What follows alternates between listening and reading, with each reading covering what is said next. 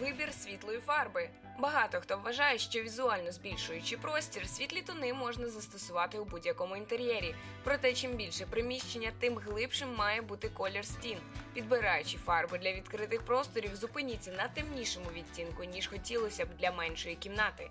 Обирайте якісні фарби перевірених виробників, щоб не повторювати ремонт через кілька років.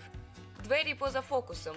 Вхідні двері зазвичай недооцінюють як елемент інтер'єру, проте вони також можуть бути точкою фокусу. Якщо ви живете у приватному будинку, двері, пофарбовані у яскравий колір, подарують перші враження гостям та будуть приємно виділятися на загальному фоні.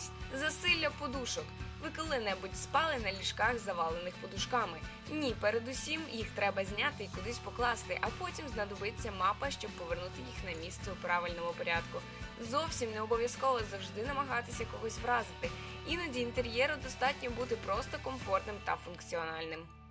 Великий обідній стіл. Оформлюючи квартиру, ми часто уявляємо ідеальних себе – спортивних, читаючих, у домі повному гостей. Проте, якби нас не вабила думка про застілля та вечірки, реальність зазвичай відрізняє. Якщо квартира невелика, двічі подумайте, перш ніж купувати великий обідній стіл на 6-8 стільців.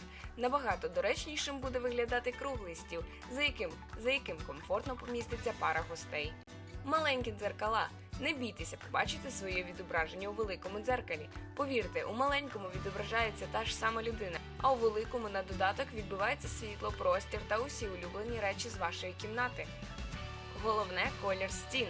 Це одна з найбільш розповсюджених помилок. Фарбувати стіни в першу чергу.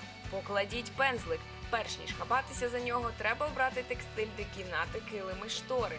Відтінок фарби для стін можна буде легко підібрати до тих кольорів та елементів, які вам подобаються. Погодьтеся, набагато важче буде шукати відповідні меблі та тканини у кімнату рідкого, але такого гарного відтінку Амарант Маджента. Невеликі килими.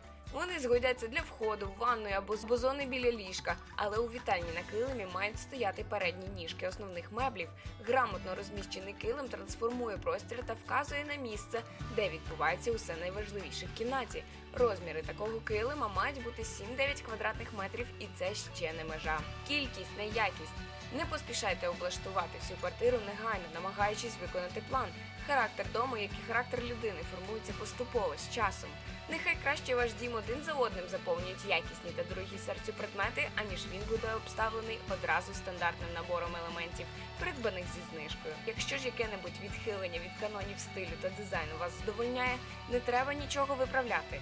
Течії у моді змінюються швидше, аніж люди та їх внутрішні проблеми, а ваше житло залишиться індивідуальним та приноситиме радість у першу чергу вам.